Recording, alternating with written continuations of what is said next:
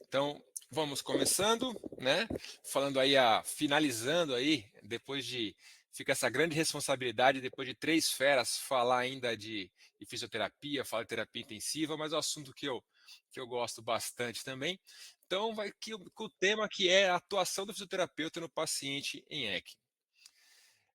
Vou me apresentar rapidamente também. Meu nome é Marcos César, sou diretor da Faculdade de Inspirar Guarulhos, analista de práticas médicas no Hospital BP, coordenador da equipe de fisioterapia da UTI Pediátrica e Cardiológica do Hospital Salvalos, sócio proprietário da Cardioped Consultoria e Pesquisa, especialista em terapia intensiva adulto pela Sobrafir Cofito, ECMO especialista pela ELSO e consultor e speaker da Vapotherm aqui no Brasil.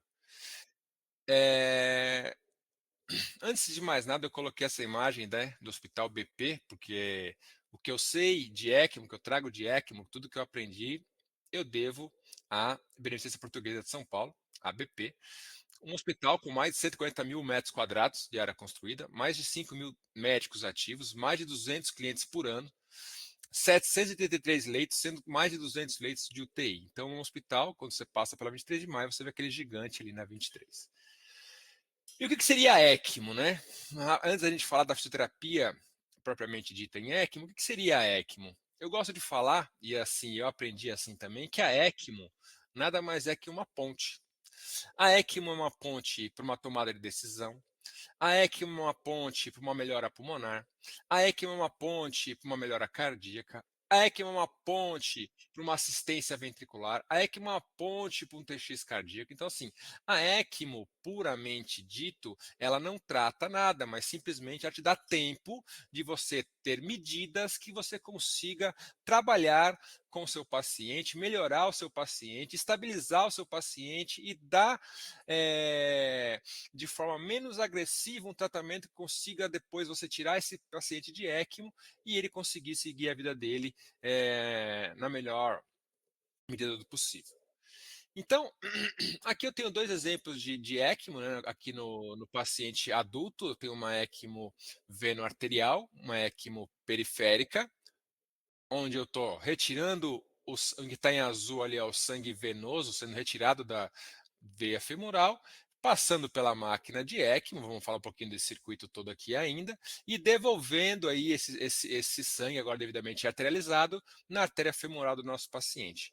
E nesse exemplo menor aqui, de uma criança, aliás, eu tenho uma canulação central, onde eu estou canulando diretamente o átrio do meu paciente, trabalhando com pressão negativa ali, tirando esse sangue venoso do átrio do meu paciente e devolvendo esse sangue agora diretamente arterializado lá na artéria aorta do meu doente. Então, aqui uma canulação central que é muito utilizada em pacientes pediátricos justamente por conta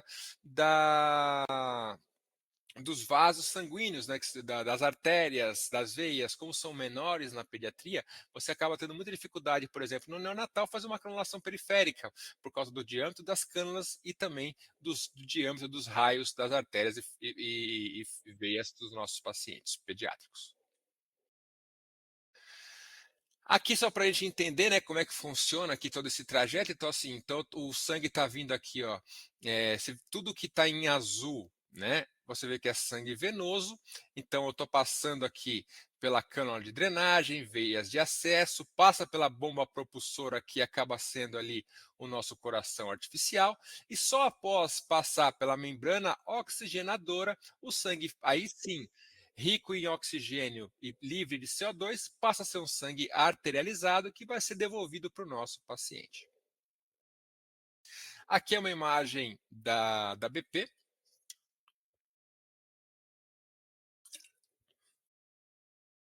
Pode não parecer para vocês, mas por trás de tudo esses artefatos, toda essa parafernália, vamos dizer assim, tem uma criança ali. Então aqui eu tenho uma criança que está em ECMO, fazendo prisma, uma criança extremamente grave, um pós-operatório de cardiopatia congênita, que desceu nesse estado para a gente. Então aqui eu estou vendo uma criança, uma canulação central, né? A cânula maior aqui é uma cânula venosa que está sendo retirado do átrio do nosso paciente o sangue e levando para a ECMO e devolvendo aqui diretamente na artéria aorta do meu doente. Então, como é que Olha que interessante esse estado, essa publicação, né? O pessoal na França, eles são muito avançados em relação à ECMO. Eles têm trabalhos excelentes lá. Esse trabalho muito elegante publicado na França na época do Covid, ele conseguiu demonstrar para a gente que quando tem um centro de referência que faz mais que 30 ECMOs por ano, automaticamente a sobrevida desses pacientes é muito maior quando comparado aos centros que têm menos que 30 ECMOs por ano. Desculpa. Outro dado muito interessante, que tem tudo a ver com a fisioterapia, olha que interessante aqui, ó, nesse outro gráfico, nessa curva de Kaplan-Meier. Quando eu tenho um paciente que fica por menos que 3 dias e ele é colocado em ECMO, a sobrevida dele é muito maior do que os pacientes que são colocados em ECMO após 6 dias de ventilação mecânica.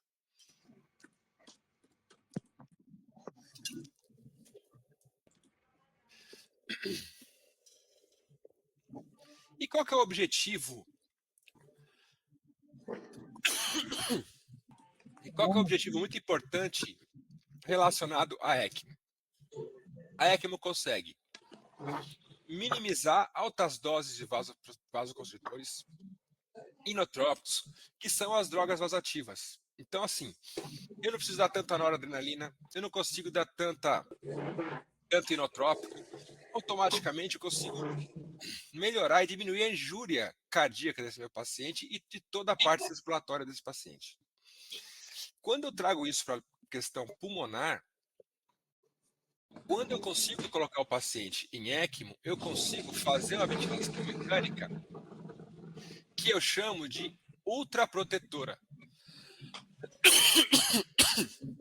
Então, assim, eu consigo fazer com que tudo que o Tiago falou de proteção pulmonar, tudo que o Fábio conversou com a gente sobre lesão pulmonar induzida por ventilação mecânica, quando eu tenho um paciente em ECMO, como a troca gasosa, como é, a parte de oxigenação é feita pela membrana oxigenadora da ECMO, eu consigo deixar esse pulmão em repouso. Eu consigo deixar esse pulmão descansando, eu consigo trabalhar com volumes correntes pequenos, eu consigo trabalhar com frequência respiratória baixa, e esse paciente não vai reter CO2, esse paciente não vai descompensar, porque quem está fazendo a droga gasosa é a ECMO. Então a ECMO, nesse sentido, e principalmente na parte pulmonar aqui, ela consegue deixar com que esse pulmão descanse e consiga se restabilizar. A gente vê muito isso, né, em pacientes, por exemplo, pacientes que sofreram SARA, a gente viu muito isso nos pacientes daquela Boate Kiss, que precisaram, evoluíram, pacientes jovens que evoluíram com desconforto respiratório agudo por conta de inalação de fumaça, previamente rígidos, você consegue fazer uma ventilação mecânica que lavar esse CO2, garantir uma oxigenação adequada, sem otimizar muito o parâmetro respiratório, que acaba descompensando e lesionando o pulmão do nosso paciente. Pensando em modalidades da ECMO, né? Tenho a vena venosa, que é suporte somente respiratório, e eu tenho a vena arterial, onde eu tenho suporte cardíaco e respiratório. A minha maior experiência ainda aqui na BP acaba sendo em vena arterial, por conta dos pacientes cardiopatas congênitos. Então, assim, a gente tem muito paciente cardiopata grave que da cirurgia eles já acabam descendo em ECMO por conta, né, da gravidade da doença de base dessas crianças. Aqui outro trabalho muito importante falando sobre a questão da ECMO no COVID, né? Perdão. Então a gente sabe do tratamento medicamentoso, ventilação mecânica não invasiva, a questão do terapia de alto fluxo, da prona e da pronativa, mas quais são os critérios de ECMO para colocar esse paciente com COVID, por exemplo? Então, hoje a gente pensa ali que são indicativos para ECMO.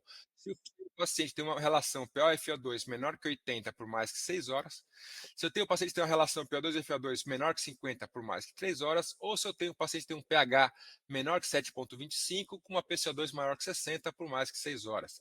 Isso já é um indicativo de ECMO, se esse paciente não tiver nenhuma contraindicação, seja ela absoluta ou relativa, que a gente vai ter que discutir isso na beira-leito com toda a equipe multiprofissional nesse sentido, né? Então a gente sabe que, como a gente já viu anteriormente, paciente. Paciente em ventilação mecânica muito prolongada já acaba sendo até uma contraindicação relativa para o uso da ECMO. Pacientes com idade avançadas, pacientes com outras severidades, seja elas pulmonares, neurológicas, paciente com sangramento ativo. Então, assim, isso você vai ter que ver a cada paciente.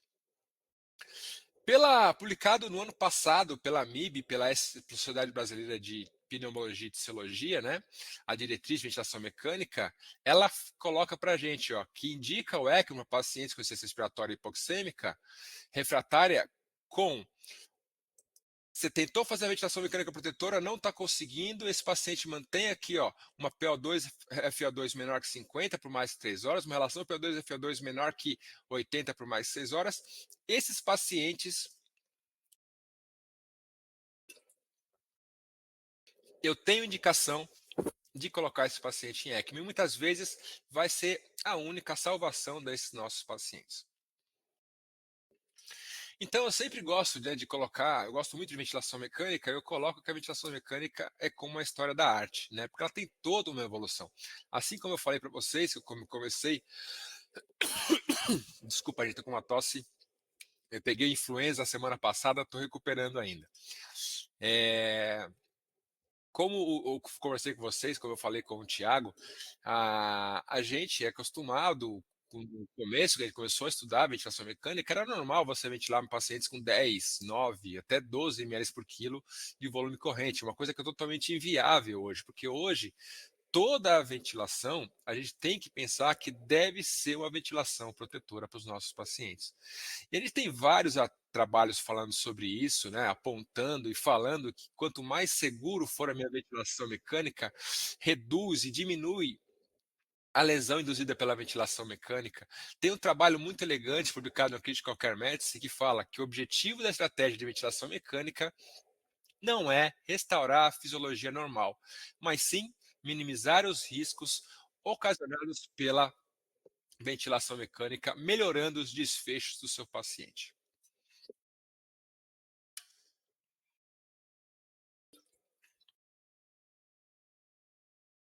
Aqui um outro trabalho, perdão, sensacional, publicado pelo time do professor Luciano Gattinoni, finado professor Luciano Gattinoni, nos deixou ano passado, o trabalho do Tonetti, ele traz muito bem isso para a gente, né? Que em 1973 a gente começou a se preocupar com a questão dos altos pressões que acabavam ocasionando o barotrauma. Já em 1988 a gente viu que sim, um dos maiores vilões era justamente a questão do volutrauma, né, gerando abertura e fechamento cíclico alveolar, altos volumes correntes, levando ao aumento do processo inflamatório, como o Thiago colocou para vocês. E aí, mais recente, em 1997, a gente viu que essa abertura e fechamento cíclico alveolar, né, o uso indevido da PIP, né, provocando desrecrutamento na fase expiratória e a abertura na fase inspiratória, essa abertura e fechamento cíclico alveolar, levando a telequitrauma, levando a biotrauma, e também, mais recentemente agora, a gente viu que a questão da frequência respiratória, que muitas vezes a gente negligenciava e aumentava várias vezes a frequência respiratória, usando ela de forma em demasia, e a gente acaba, o Luciano Gastione colocava muito bem isso, se eu dou uma martelada no meu dedão, eu tenho um processo inflamatório, não acontece nada. Mas se eu dou 30 marteladas aqui, ó, se eu fico o dia inteiro batendo, no final do dia essa minha unha vai cair. E é justamente isso. A frequência respiratória aumentada juntamente com a ventilação mecânica que está sendo lesiva para o pulmão do nosso paciente, ele vai gerar o que a gente chama de ergotrauma também. Aqui uma foto do nosso saudoso Luciano Gattinoni. Então, vale ressaltar, né? Pensando em lesão pulmonar, então assim, altos volumes, pressão, abertura e fechamento cíclico alveolar em excesso estão diretamente ligados a quem? Volutrauma, barotrauma e atelectrauma. E esses fatores, todos juntos, eles estão ligados ao aumento da resposta inflamatória, biotrauma, lesão pulmonar de ventilação mecânica, disfunção orgânica e morte. Outros fatores como frequência respiratória, fluxo e temperatura também hoje já estão associados à VILI, como foi muito bem descrito pelo professor Luciano Gattinoni, falando sobre a questão do Mechanical Power. Essa aqui é uma foto que eu tirei do slide dele, né, na última vez que eu vi, lá em 2019, em Fortaleza, no Congresso da MIB. E ali ele coloca justamente isso para a gente, né? Que não é o barotrauma, né? Não depende só de volume corrente, só de pressão, mas eu tenho ali o fluxo, a frequência respiratória, a PIP, a sensibilidade, tudo acaba interferindo na questão do mechanical power. E aí, né, eu trago para vocês aqui uma continha muito fácil a gente fazer, ela beira-leito, essa formulazinha aqui, levando em consideração sempre também a drive pressure, a pressão de platô, que eu vou conseguir calcular o meu mechanical power do meu paciente. E o que seria mechanical power, né? Mechanical power nada mais é que a quantidade de energia aplicada pelo ventilador mecânico no sistema respiratório do meu doente. Isso expressado em joules por minutos. Então vai estar ali volume corrente, pressão de via aérea, frequência respiratória, temperatura, fluxo, PIP, todos esses fatores, eles acabam gerando um valor, né, em joules por minuto, e quanto maior for esse valor, maior vai ser a chance de eu causar uma lesão pulmonar do meu doente. Então, fatores para Willis tradicionais: drive pressure, volume corrente, PIP, esses são os tradicionais. Agora, tem que levar em consideração também frequência respiratória, complacência, resistência pulmonar, todos esses fatores também estão ligados ao mechanical power. E aqui eu tenho uma conta mais simplificada do mechanical power para a gente pode fazer na beira do leito, né? Colocando aqui com 0,098, que é uma constante, vezes volume corrente, pressão de pico, delta P. Eu jogo nessa formulazinha que é fácil de eu conseguir isso aqui, o ventilador mecânico me dá isso aqui tudinho, beira leito, e eu consigo calcular o mechanical power do meu paciente. E por que isso é importante, né? Porque se eu não levar isso em consideração, eu vou estar fazendo isso aqui, ó. Eu tenho o ventilador mecânico, eu tenho o pulmão do meu paciente, eu tenho eu aqui, o médico, o fisioterapeuta, acabando destruindo o pulmão do meu doente. E aqui um trabalho do Silva, de 2019, ele coloca muito bem, justamente juntamente com Goodner, em 2016, que fala que em modelos experimentais demonstraram que o volume corrente é o maior causador ainda de inflamação, mais do até mesmo do que o atelectrauma. Então, assim, é muito importante a gente considerar a superfície pulmonar passiva de ventilação mecânica quando eu for calcular o meu mechanical power. Isso nada mais é que a gente chama do famoso baby lung, né? Então, olha que exemplo bacana aqui, o slide da Luigi Camporota, tá? Eu tenho um paciente aqui, tem ventilando por 6 ml por quilo. Vocês lembram que o Fábio Coraça falou para vocês, ó, ventila por 6 ml por quilo, tá tudo ok. Será? Olha aqui, ó, eu tenho aqui, ó, 420 de volume nesse paciente. Nesse caso aqui, ó, o pulmão do meu paciente conseguia fazer 1.600 ml de volume. Nesse outro caso aqui, ó, tá fazendo 1.000. Nesse outro, ó, 500. Por quê? Porque tá todo comprometido. E eu tô querendo continuar jogando os mesmos 420 ml que eu tava jogando no pulmão, cabia 1.600, só que agora cabe 500. Olha como o estresse, o strain, né, forças de desalhamento, né, olha como isso acaba impactando e acaba levando a forças de cisalhamento, de processo inflamatório, de lesão pulmonar induzida pela ventilação mecânica do nosso paciente. E é o que a gente vê nisso aqui, ó, nesse pulmão que a gente chama de famoso pulmão de baby lung, né? Que eu tenho todo esse acometimento pulmonar aqui, automaticamente esse pulmão acaba ficando menor, então como não posso jogar os mesmos 6 ml por quilo que eu jogaria normalmente, sem calcular a pressão de platô, drive pressure, mechanical power do meu doente. Outro ponto importante, quando a gente joga lá isso, esse aqui é o estudo que mostrou isso para a gente de forma biológica, o impacto disso. E vocês observem aqui, ó, quanto mais eu coloco de pressão, quanto mais eu coloco de volume, quanto mais aumento aqui, a mais aumento a lesão tecidual do pulmão, do parênquima pulmonar do meu doente. Aqui mais dois artigos muito importantes, tanto a Curace quanto o Proserva, né, que fala sobre a questão do mechanical power, acima de 12 joules por minuto, que foi associado à sobrevida reduzida desses pacientes mecanicamente ventilados. Aqui um outro trabalho publicado em 2018 pelo professor Ari Serpa Neto, um brasileiro que está lá na Austrália agora, e ele colocou que a associação perdão, associação do alto mechanical power, né, com mais que 48 horas de pacientes sob ventilação mecânica, isso acabou aumentando a mortalidade dos pacientes mecanicamente ventilados. Isso é legal demonstrar que isso já em 1998, Marcelo Amato já mostrava isso para a gente, né? Quando ele conseguia fazer uma estratégia protetora com volumes correntes mais baixos, a sobrevida era muito melhor do que quando eu não conseguia ventilar meus pacientes de forma protetora. E aí vem o divisor de águas, né? Em 2015, um grande trabalho também do professor Marcelo Amato, que é o famoso trabalho da drive pressure, que acho que dá para se resumir nessa parte aqui, ó. Olha que interessante, ó. Conforme eu vou subindo a pressão de pico e mantenho o mesmo valor de PIP, e eu vou aumentando o valor da minha drive pressure, automaticamente eu aumento a mortalidade dos meus pacientes. Quando eu subo a pressão de pico e eu subo junto ao valor de PIP, mantendo estável o valor da minha drive pressure, eu não tenho alteração na mortalidade. Em contrapartida, se eu mantenho um valor constante de pressão de pico, eu vou subindo o valor da minha PIP, diminuindo o valor da minha drive pressure, eu tenho uma diminuição da mortalidade nos pacientes mecanicamente ventilados.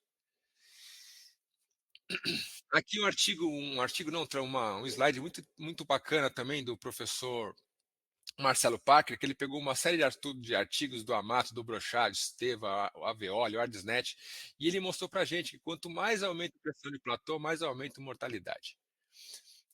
Aqui um outro trabalho muito importante, também o pessoal do Ari Serpa Neto, pessoal lá de fora, mostrando para a gente aqui, ó, que quando eu tenho uma drive pressure maior que 15, eu tenho uma. Aliás, quando eu tenho uma drive pressure menor que 15, eu tenho uma sobrevida maior dos meus pacientes. Quando eu tenho uma drive pressure maior que 15, eu tenho maior mortalidade desses pacientes. Os pacientes morrem mais. E o mesmo acontece com o mechanical power. Quando eu tenho uma mechanical power acima de 17 joules por minuto, automaticamente esses pacientes morrem mais. Aqui só mais um trabalho mostrando também uma linha de corte aqui do Mechanical Power. Quando eu passo ali, ó, na casa de 17 joules por minuto, começo a ter um aumento da mortalidade dos nossos pacientes.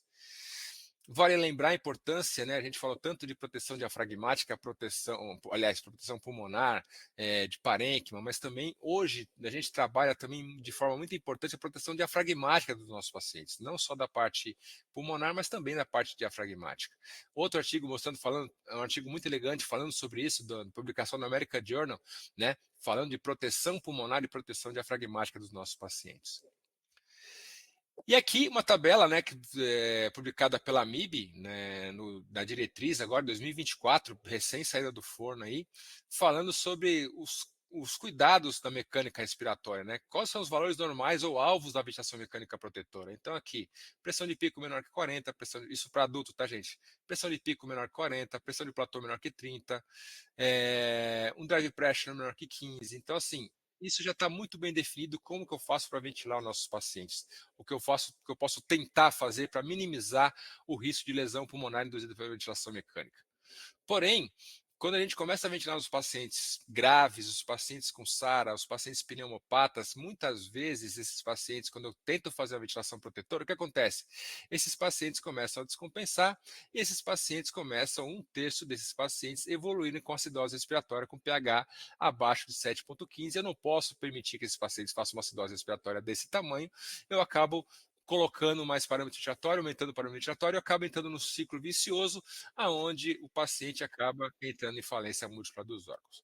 Então, é nesse momento que se eu tenho disponível no meu serviço, é que eu vou tomar mão do uso da ECMO nesses pacientes. Então, em pacientes pós-operatório, mesmo que ele não tenha nenhum problema pulmonar antes da cirurgia, não é incomum esses pacientes, por conta de muito tempo em SEC, por muito tempo ficando no centro cirúrgico, você tem uma redução da complacência pulmonar, você tem um risco aumentado desses pacientes evoluírem com SARA. Então, assim, uma criança que não tinha nenhum comprometimento pulmonar, é assim que você encontra ela depois de um procedimento cirúrgico muito longo, muito extenso, muito tempo de SEC, né, totalmente inflamado. Então, um paciente que não tinha comprometimento, ele tinha comprometimento cardíaco, mas não tinha pulmonar, mas agora eu vou ter que cuidar do pulmão desse paciente também, né? E aqui eu trouxe para vocês, né, como que a gente ajusta de parâmetros iniciais a ventilação mecânica do meu paciente em ECMO. Né? Então, aqui ó, é um paciente cardiopata congênito, com uma ECMO veno arterial, uma canulação central, está com uma concentração de O2 de FO2 de 60%, com uma PIP de 10, frequência respiratória de 10, com uma pressão controlada de 10 e com tempo INS de 1.0. Então, por que, que a gente faz isso, né? Será que é da nossa cabeça? Né? Parece uma coisa meio mística, meio cabalística, 10, 10, 10. Não, não, não é. O que, que acontece? Então, o ajuste da pressão controlada. O ajuste da pressão controlada vai tentar limitar, a proteger o máximo possível o alvéolo desse paciente, deixando esse pulmão em repouso. Então, eu vou trabalhar ali com 4 a 5 ml por quilo de peso e tentando manter a pressão de platô menor que 25, normal, lembra que normalmente ele tem uma pressão menor que 30, aqui no paciente em ECMO, numa estratégia ultraprotetora, eu vou deixar uma pressão de platô menor que 25 e uma drive pressure menor que 13, porque a ECMO me possibilita isso, fazer isso com o meu paciente.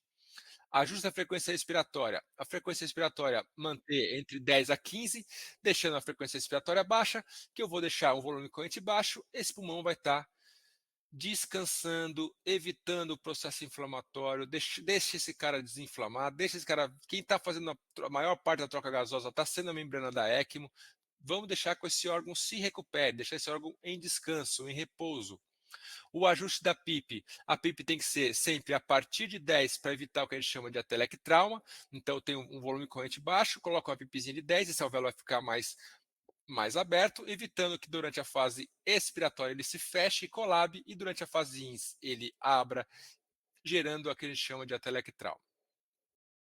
O ajuste da FO2. O ajuste da FO2 é importante a gente dizer que se eu tiver uma canulação, como eu falei para vocês, ou uma veno venosa, onde o coração está bombeando de forma adequada, a minha FO2 vai ser a menor possível.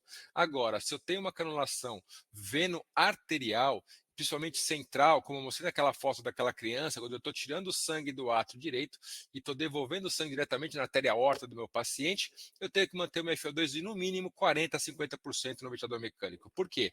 Porque através do fluxo retrógrado, o que seria esse fluxo retrógrado? A ECMO não consegue tirar todo o fluxo de sangue quando ele está negativando ali no átrio do nosso paciente. Uma parte desse sangue vai fazer o caminho normal. E essa parte desse sangue que vai fazer o caminho normal, que vai passar pelo pulmão, ele precisa estar recebendo uma quantidade de oxigênio adequada ali, porque é ele que, através das veias pulmonares, vai voltar para o coração e fazer ali a trazer oxigênio, né, para minhas coronárias ali, para o meu coração. Então, é a única coisa que diferencia, basicamente, numa canulação veno-arterial e numa canulação veno-venosa, diferencia-se bastante a questão da FO2 que você vai colocar para o seu paciente. E para não pensar que a gente é maluco, né? Então, assim, a gente sabe a importância de a gente levar em conta aí as referências bibliográficas, como a gente está mostrando agora. Tem esse trabalho aqui, publicado na Critical Care Medicine, né, falando sobre ventilação mecânica no paciente em ECMO. E ele traz as mesmas coisas que eu falei para vocês aqui. Ó. Então, limitar o estresse alveolar, trabalhando com 3, 4 ml por quilo de volume corrente. PIP acima de 10, FO2 a menor possível para manter uma saturação adequada para os nossos pacientes. E aqui eles falam até de usar modos avançados, por exemplo, no caso do NAVA ou outros modos similares. Outro ponto importante aqui, né? A ECMO permite que eu consiga fornecer para o meu paciente uma ventilação mecânica protetora, além de proteção diafragmática, possibilitando a ventilação espontânea precoce com esforço respiratório dentro dos limites fisiológicos e aceitáveis, diminuindo lesão pulmonar do meu paciente. Aqui um outro trabalho falando sobre isso também, pacientes em ECMO trabalhando aí com volume corrente mais baixo, trabalhando diminuindo a drive pressure. Olha que interessante, eu tenho paciente em ECMO com drive pressure menor, a chance desse paciente sair de ECMO é maior. E se eu tenho esse paciente com uma drive pressure menor que 21, a sobrevida dele é muito. Olha que interessante essa curva de Kaplan-Meier. Opa, deixa eu voltar aqui um. Olha que interessante, a sobrevida é muito maior nos pacientes que conseguem manter uma drive pressure menor que 21. Aqui é só mais um trabalho mostrando também a questão do processo inflamatório, quando eu trabalho com meus pacientes aqui com marcadores, biomarcadores, né, de processos inflamatórios, plasma. Olha, todos esses marcadores, quando eu consigo fazer uma ventilação protetora com a ECMO, eu consigo diminuir esses fatores que acabam levando ao processo inflamatório.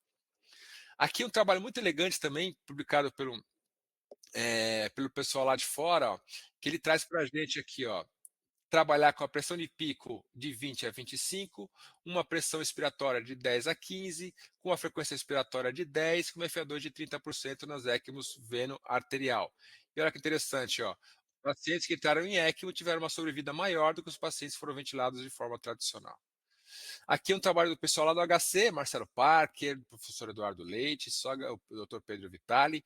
E olha que interessante, ó, lá no HC, uma UTI extremamente, né, nessa UTI extremamente da parte pulmonar, do pessoal da pulmonar lá.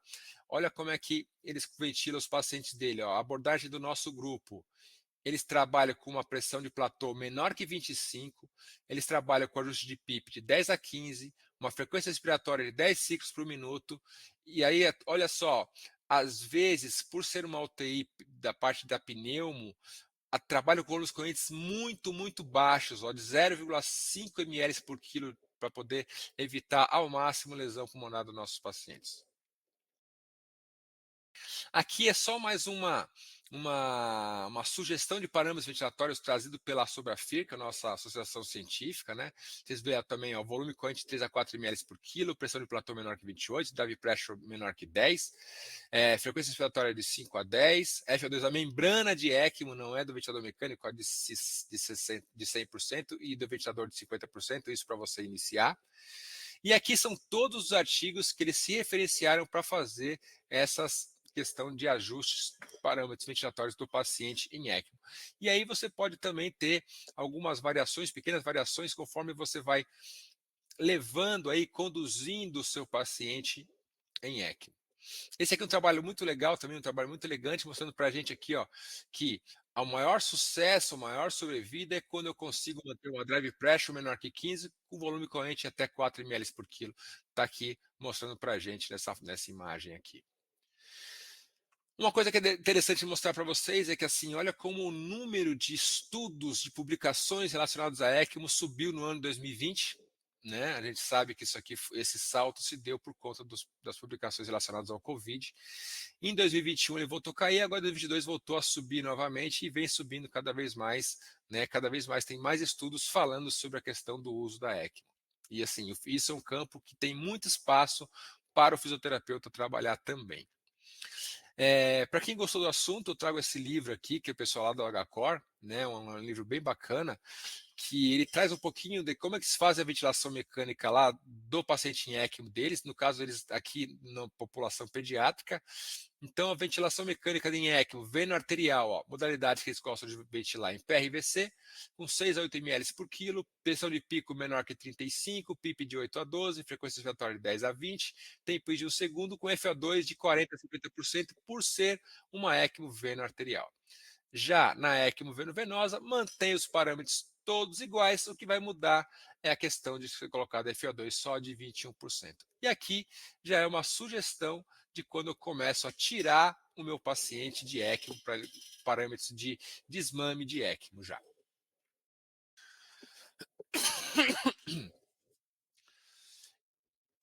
Então, esse trabalho publicado também na Respiratory Critical Care Medicine, né? Ele trouxe para a gente aqui vários fatores e várias falas que, quando eu consigo ter uma estratégia de manejo de ECMO numa fase mais precoce, e eu consigo sim e devo entrar com reabilitação precoce nesse paciente em ECMO, é viável, é possível. Tenho estudos retrospectivos que descobriram que a reabilitação inclui imobilização durante ECMO, era viável, segura, mesmo para pacientes graves. Então, assim, quanto antes a gente conseguir trabalhar com a fisioterapia, esquecendo agora a ventilação mecânica, mas a parte motora dos pacientes em ECMO, melhor desfecho para o nosso paciente. E eu trouxe vários artigos mostrando isso para a gente, de pacientes em ECMO, com canulação aqui e fora do tubo também, é que a gente chama de ECMO awake, que é o paciente em ECMO mais acordado. Então, assim, ó, todos esses artigos referenciam e dão possibilidade e falam do benefício que traz a gente fazer a fisioterapia nos pacientes em ECMO quanto antes para os nossos doentes. Esse trabalho aqui é um trabalho que foi um trabalho que a gente chamava de trabalho do farol, né, um trabalho excelente. E olha só que interessante que ele coloca aqui, né, os pacientes em ECMO. Eu posso fazer tudo o que eu quiser fazer no meu paciente em ECMO, aqui no leito. Tem que ter algumas atenções para quando eu for fazer alguma coisa fora do leito, tipo uma canulação infemoral. Eu posso fazer? Posso, mas eu vou ter que falar, discutir com a equipe médica, discutir com um físio mais experiente. Mas mesmo o vermelho aqui não é que não pode fazer, é que eu tenho que ter uma atenção redobrada para você fazer a manipulação, fazer o manuseio do paciente em ECMO. Aqui eu tenho mais dois exemplos aqui, ó, essa mãe, né, amamentando a criança, e ela está em ECMO, fazendo o circoergômetro. Aqui o pessoal lá esqueci o hospital lá de fora, que eles fazendo aqui a criança em ECMO, fazendo a bicicletinha aqui, no John Hopkins, né? Aqui uma cânula Avon, um paciente fazendo fisioterapia. Aqui um pacientezinho nosso também, ficando em ECMO sem estar entubado. E aqui foi um ano retrasado, né, 32º encontro anual de ECMO, né, que eles falam sobre a questão do ECMO Awake, que quanto mais cedo eu conseguir mesmo que eu mantenha esse paciente em ECMO, que é um paciente que vai precisar fazer um transplante cardíaco, mas eu consiga extubar esse paciente de forma mais precoce, isso acelera a fisioterapia, melhora a comunicação, alimentação oral, detecção precoce de complicações, evita miopatias relacionadas à UTI e minimiza infecções. Estudos mostraram também que melhores taxas de sobrevida em 30 dias, menos PAV, automaticamente se o paciente não está entubado, o risco de PAV diminui muito.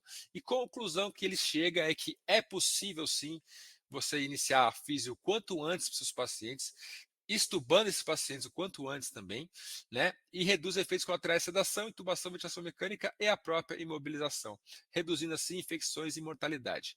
E aí, só para mostrar para vocês aqui, passar um videozinho breve aqui para vocês.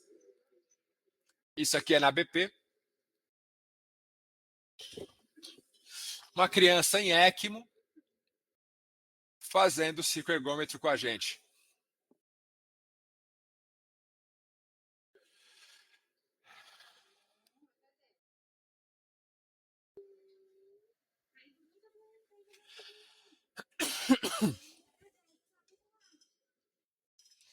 E aí queria deixar uma mensagem para vocês, né, do astronauta Chris Hadfield, que ele fala, né, que nenhum astronauta se lança ao espaço com os dedos cruzados.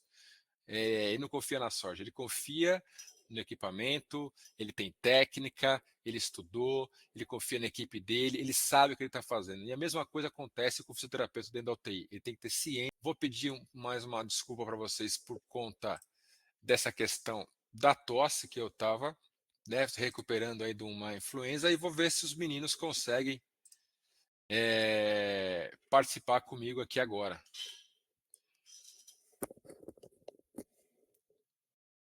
Tiago, João. Eu vou deixar vocês falarem que minha garganta já foi, cara. Tô uma tosse desgramada aqui. Tá ótimo. Então, assim, gente, acho que pelo tardar da hora, né, a gente tentou correr o máximo que a gente foi possível aí. Todo mundo ficou dentro do seu tempo. É que, assim, 2 horas para falar de temas tão importantes, sendo que, tipo, 2 horas não dava para falar de um tema aqui de cada um levantou, né? Então, eu sei que cada um deu o máximo aí para falar. Agradeço o João, agradeço o Thiago, agradeço o Fábio pela parceria de sempre de vocês aí, tá? E dizer que é um prazer imenso estar participando dessa aula aqui, desse bate-papo com vocês. Eu fico extremamente honrado de estar participando com vocês desse amo físio aí, de uma profissão que o Thiago fala muito bem disso, não é a profissão que a gente escolheu, é a profissão que a gente ama aí. Aí queria que cada um desse uma palavrinha rapidinho, né? Acho que saindo um pouco agora da questão da técnica, da questão da ciência, e falando um pouquinho do amo físio.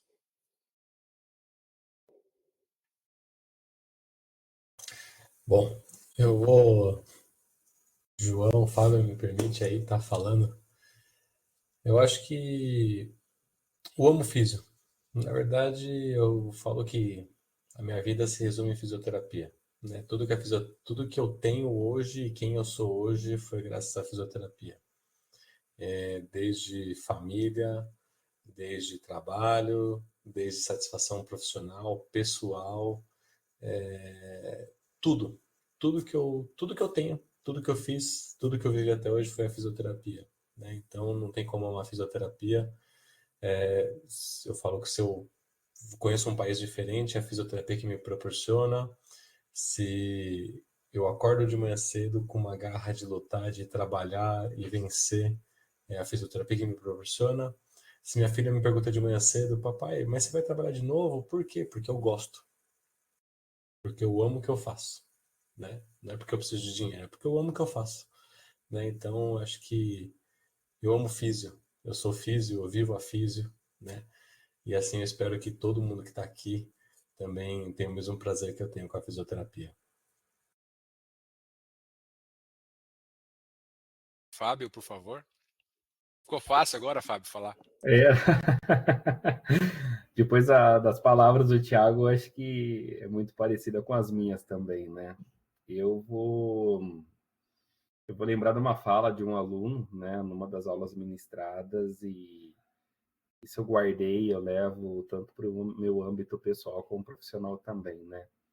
Estava um dia falando, né, desse amor realmente do amo físio, né? E aí o aluno virou para mim e falou assim: professor, né, será que um dia vai transpirar também fisioterapia dos meus poros, né? Eu quero que dos meus poros possa transpirar fisioterapia, né? Então, essa vontade, né, essa garra, gente, claro que a fisioterapia tem as suas barreiras, tem as suas limitações, mas quando você acaba se dedicando a ela, quando você procura fazer o seu melhor por ela, ela te dá resultados, né? Eu sou do mesmo time aí do Thiago, né? A minha casa, a minha família, minhas filhas, todos sobrevivem de fisioterapia, né? Então, eu só sou grato também a tudo que ela me proporciona até hoje. E eu brinco, né? Eu falo que eu tenho o melhor trabalho do mundo, né? Eu trabalho com bebês, né? Eu coloco a mão nos bebês, eu aperto os bebês, então quem não gostaria de fazer isso, né? E isso ainda dá retorno financeiro. Então, bem-vindo a esse mundo, né? Para quem tem esse desejo, que tem essa vontade, e eu não me arrependo nenhum dia. Se tivesse que escolher novamente, com certeza eu seria fisioterapeuta, né? Como escolha para minha vida, para minha pessoa e tudo mais. E mais uma vez, obrigado pelo convite, pessoal. João? Bom, pessoal, é muito gratificante estar aqui com vocês e eu trouxe uma palavra aí de um pensador, de um filósofo antigo chamado Viktor Frankl, que diz que quem tem um porquê enfrenta qualquer como, e isso se encaixa muito no nosso momento de hoje, né? Então, tem diversas adversidades, mas se você tem muito bem claro, muito bem focado o que você quer e como bem determinado dentro da nossa área da fisioterapia, e transpor essas barreiras fica muito mais fácil, né? Então, poder contar com professores brilhantes e aulas excelentes como essa, que eu também aprendi bastante com os professores hoje, isso é fundamental. Então, poder manter isso é o ideal e poder passar para vocês um pouquinho, compartilhar esse dia a dia é fundamental também. Então, eu fico muito feliz aí de poder estar compartilhando com vocês e estar aqui com vocês essa noite. Bom, gente, só tenho a agradecer a vocês. Muito obrigado.